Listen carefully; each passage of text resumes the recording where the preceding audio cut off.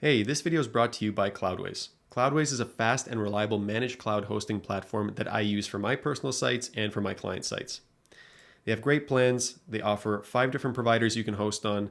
They have great support, and I've been using them for years without any issues, any complaints.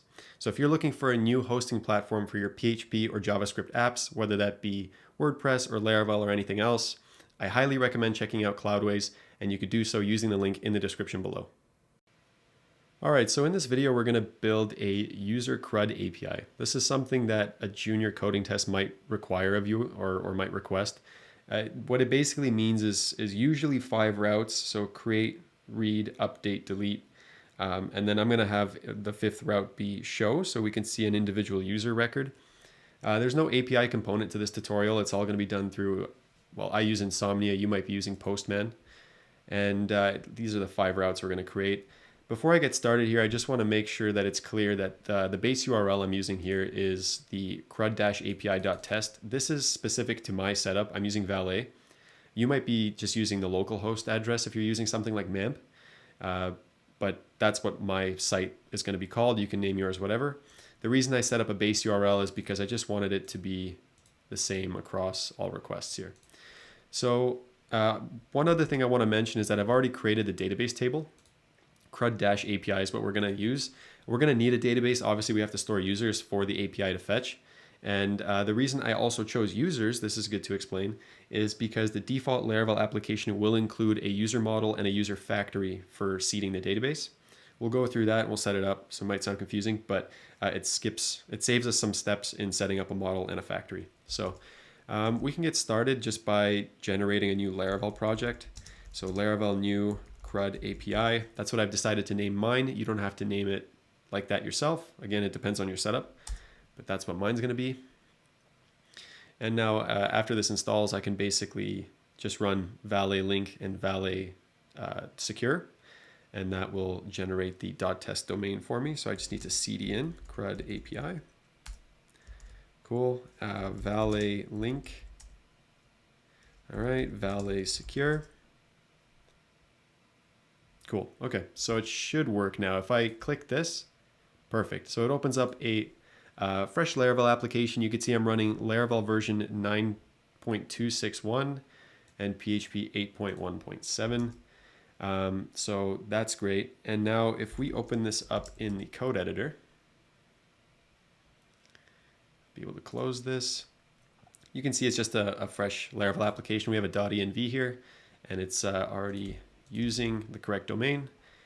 And I just need to change this to dash. I should have named that with an underscore for the database, but a little too late. So in theory, we have our Laravel application set up. Valet setup might be different in your case. I use Valet just to show that it does show up in the browser. And it's also, you have to set up a local host or Valet to actually make the request to the application in Postman or Insomnia, so that you can't really skip that step. The first thing I'm going to do now is actually just show you. So we have a user model. I don't know if you're totally new to Laravel.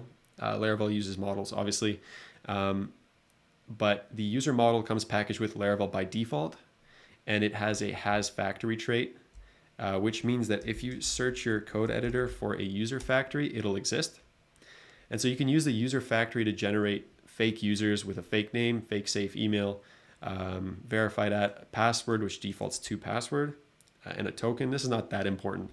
What is important is we have this user factory, which means we can go into the database seeder,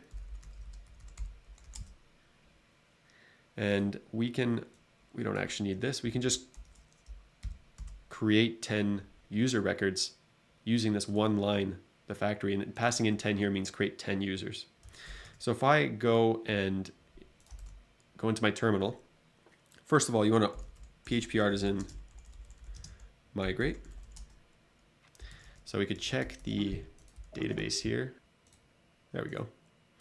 So if we refresh the, what is this called, SQL Pro, we can see that we have a users table, which is the most important for us, and a couple other related tables, related to password reset, personal tokens, whatever, migrations. But that's not that important. For us, what's important is we have a users table. And the other thing that's important is we can now run PHP artisan db:/seed.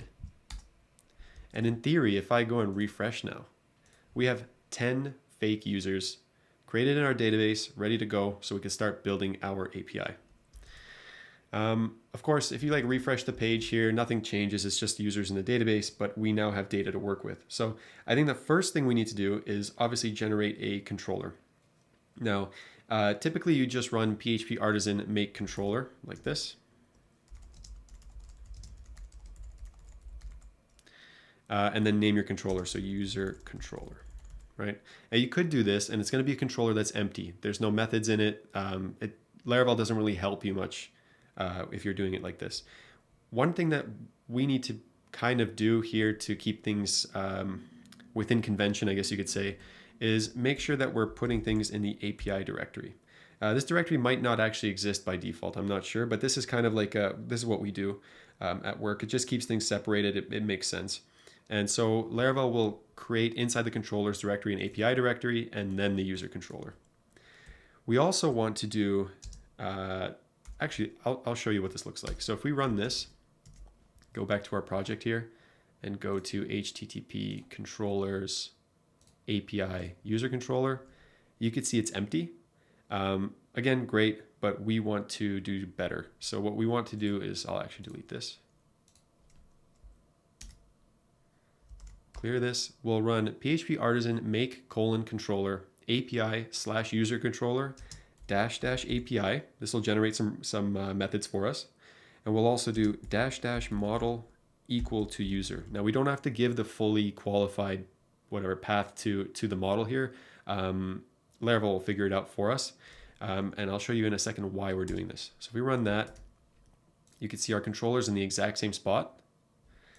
Let me just close all these. Our controller's in the exact same spot, except now when we open it, we have our 5 methods. So index, store, show, update, and destroy. And the reason we passed in user is because obviously for the update and the destroy, you want the user model to be the one that's passed in here, so that it figures out all this stuff for us. If we have the controller though, we can't get to it without a route being created. And so this is great, but we need to create routes to actually get to this controller from the outside. And this is actually another pretty cool thing that Laravel can help with. So I'm going to close this. I'm just going to show you, typically routes get put in the web.php. This is not where we're going to be working today, because the web.php, if you look in the route service provider, you don't have to worry too much about this, but if you look in the route service provider, the web.php is the web route. It goes through a web middleware. We want the API middleware routes, right? And you can see that that's in the api.php. So if we open api.php, here we're going to have our routes. By default, there's one route provided for us. We don't have to worry about this. We can just leave it. What I'm going to do is just actually show you something that Laravel does for us that I think is really cool, but then I'll write out the full thing just so if you need to write out the full routes, you have it in the video. So one of the ways that Laravel helps us out is by allowing us to use something called an API resource. And in the API resource, you pass in a name. In our case, that's users, because we want /API/users. And then you pass in the user controller class. Oops. And what this does is it basically because you use API resource, it'll map to all the API methods in the controller. And this just allows you to use a one-liner to reference five routes. And we could kind of see that this works, I think, if we just use this here. If we call the API/users, actually no. We go to the user controller and just return 1. And call /API/users from Insomnia. Again, you might be using Postman, that's fine.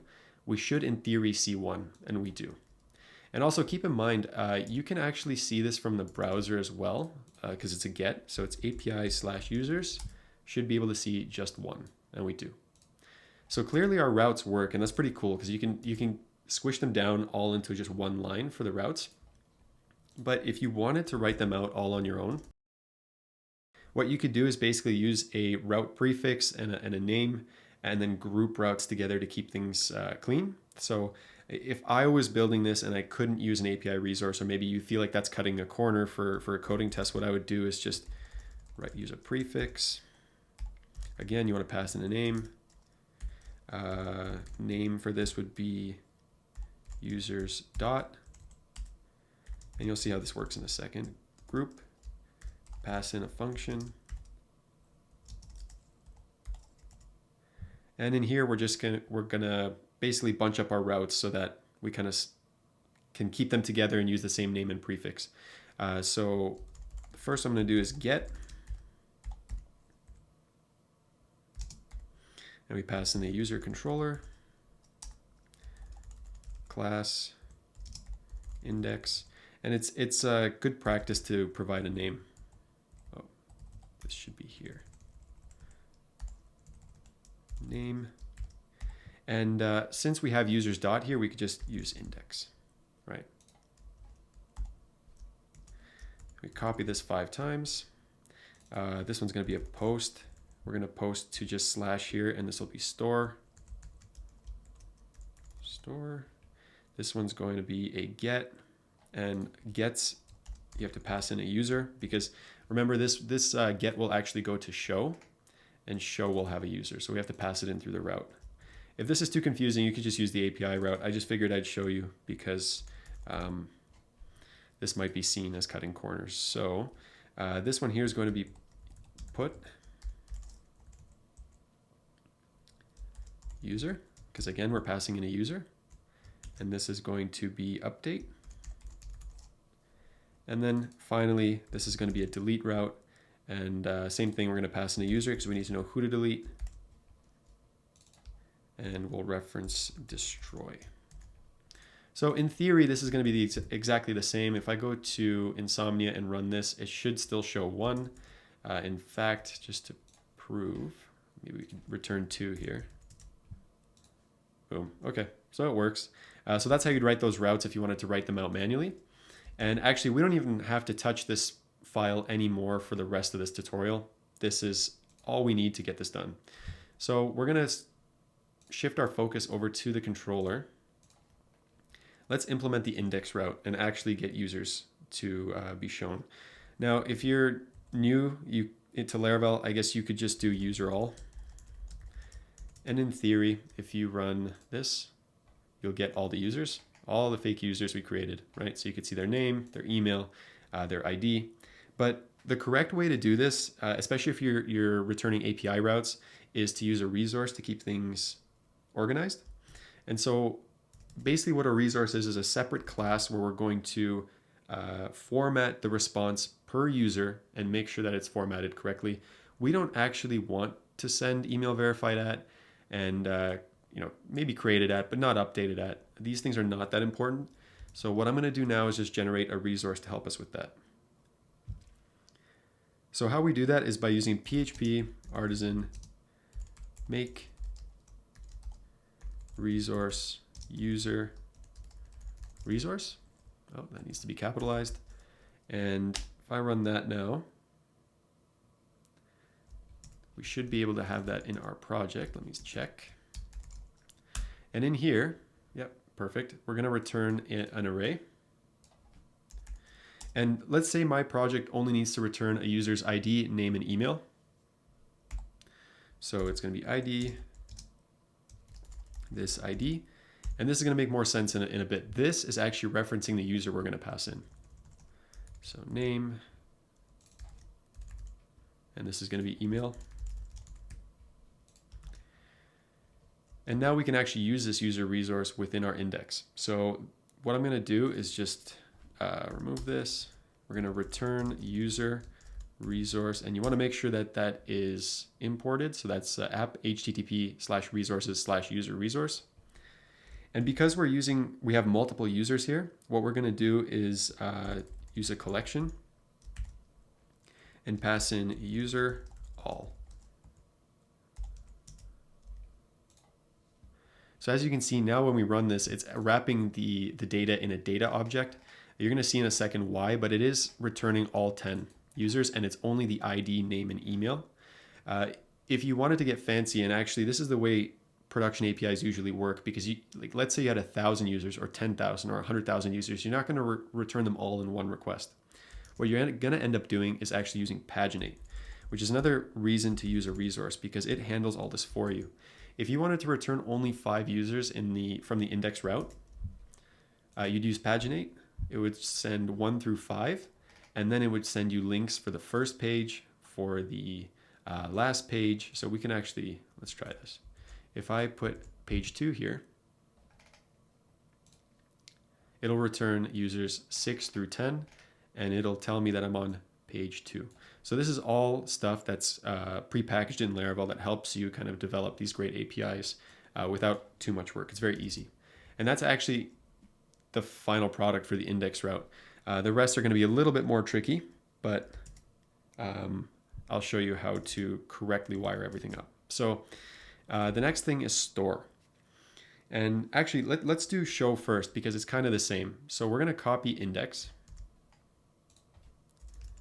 and we're going to paste the return user resource collection, and then remove this from here and pass in user. And instead of collection, we're just going to return a new user resource object with the user passed in. And we're not using collection because show is only going to show one user. We don't need the collection there, and we don't need the pagination or any of that stuff. This is much more simple. So if we go to show here, send this request, it's going to 404. Why? Because we're using ID 11 rather. And if you look here, there is no user with ID 11. If we use 10, we should see Mariana. So let's see, yep, and we get Mariana. So that's user 10. If we wanted user 1, which is Brad, we get Brad. That's how easy it is to wire up this show route. And as you can see, it's still sending back with data. This is something that you can disable. I just wouldn't recommend it. I use it. We use it at work. It's fine.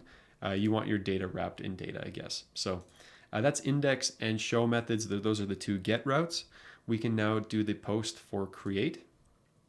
So as you can see here, the goal of this one is to create a user named David, email david1@test.com with a password. And remember, Laravel, if you're new to Laravel, you wouldn't know this, but Laravel, the convention is to pass in the password and a confirmation. There's some built-in validation rules that kind of validate the underscore confirmation one on your behalf. It's easier that way. So we're going to pass in both. So to get started, we're going to find the store method here. And I guess the first thing we should do is create the user. So we want the user is equal to user model, which is already imported, create. And we're just going to use name, request name, email, request email,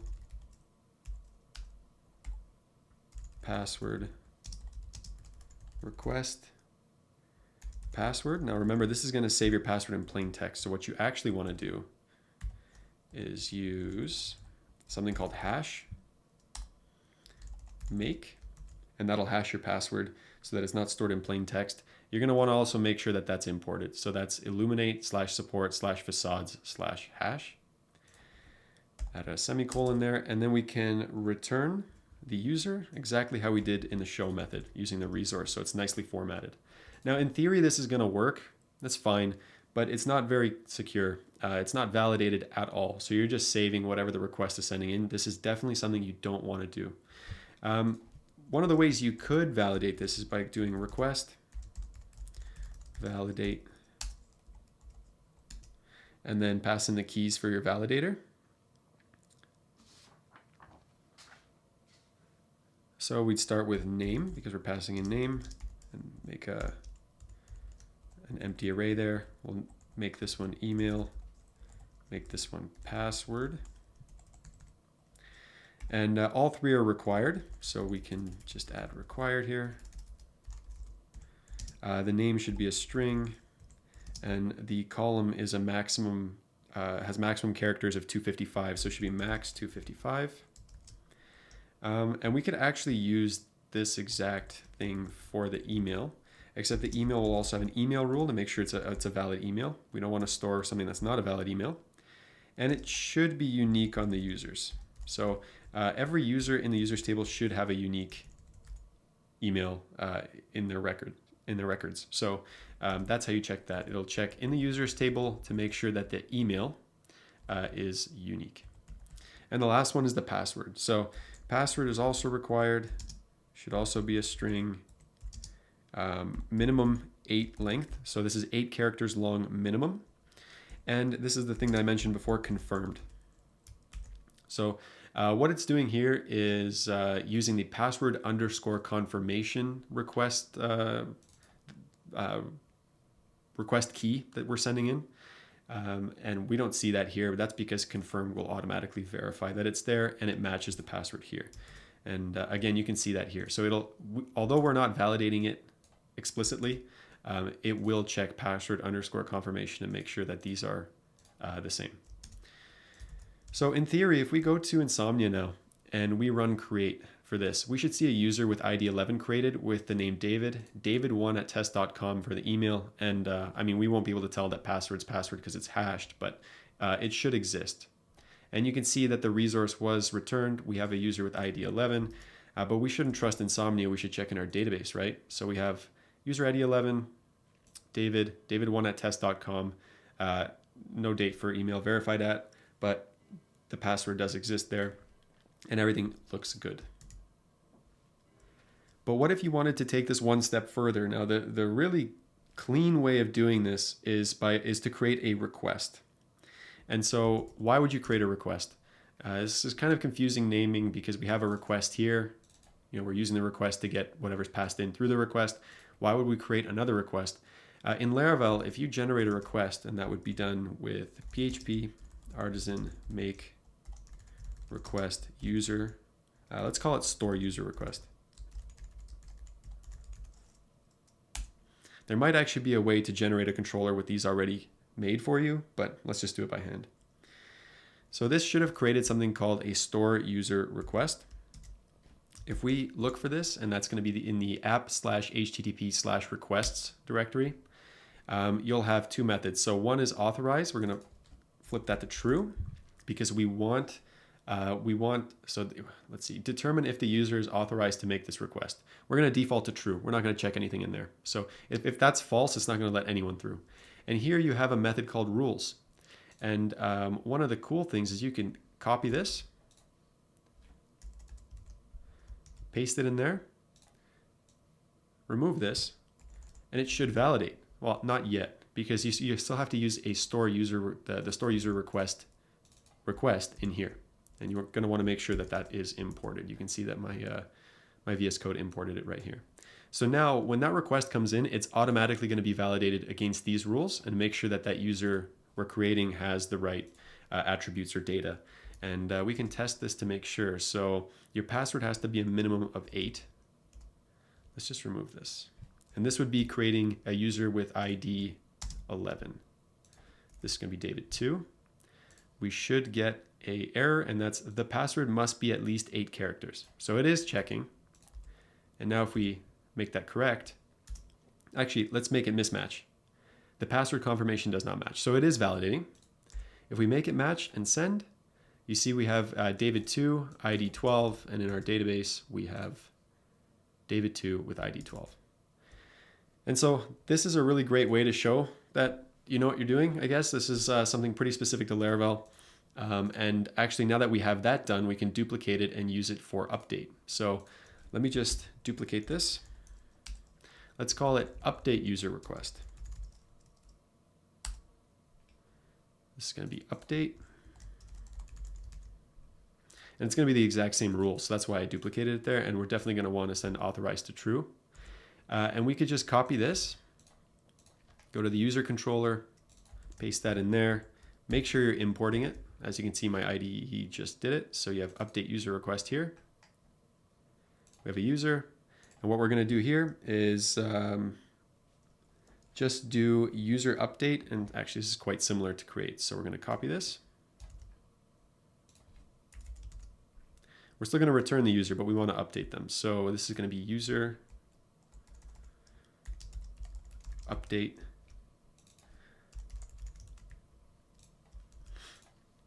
hash make password. And in theory, this should all work. So let's try it. We go to update here. We're going to update user ID. Let's do the last one. So 12. Right now, user ID 12 is David2 and David2 at test.com. We're going to make it David at test.com and my full name here. So if I send this for user 12, user ID 12, you can see the resource is returning the correctly formatted data. And in the database, we should see my full name and David at test.com. Let's check. Yep, my full name, David at test.com. So that's how you'd update. And of course, the validation still works. So we should get a email the email has already been taken because remember, we're checking for a unique email. So let's make it unique. And then we should have password failure. The password must be at least 8 characters. So you can see that everything is working correctly. The last thing we need to implement is destroy. Now you can see that it's still getting 404 not found. Well, not anymore because the route does exist, but it's not doing anything. And so what we're going to do here, this is very simple. Typically you'd do checks. You'd have probably a middleware to check that you're deleting a user that can be deleted. In this case, what we're going to do is just do return user delete. And so if we go back to Insomnia here, and we want to delete user 12 because that's the last one in our database, which by the way, we can see here. If we go to the second page, actually to page 3, we'll be able to see the 2 Davids we created. So ID 11, David, ID 12, David, my full name, and David at test.com. If we wanted to delete that, number 12, we could run this. You can see it returns 1, which is equal to true. Go back to our index, query page 3, because it's paginated data. You can see ID 12 is gone. And if we go back to the database, you can see that David is gone. Now, typically, if you're doing this for a project, you'd want to soft delete your users. You never want to actually delete your users. But for the purpose of this tutorial, this is good enough. I also want to mention that if you want to do this correctly, like for an actual application that's going to be in production, you're going to want to go into your routes, in your API routes. And this is an argument for not using the API resource because I don't think it gives you that control. You're going to want to attach middlewares or at least policies of some kind to each route to make sure that these users are eligible to be updated or deleted or created, whatever. That's outside the scope of this video. For now, this should be enough to create a CRUD API. I hope this was helpful. Let me know in the comments below if it was.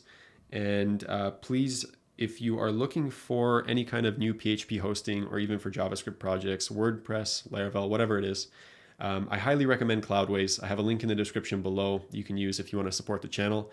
I appreciate you watching, and I will see you in the next video.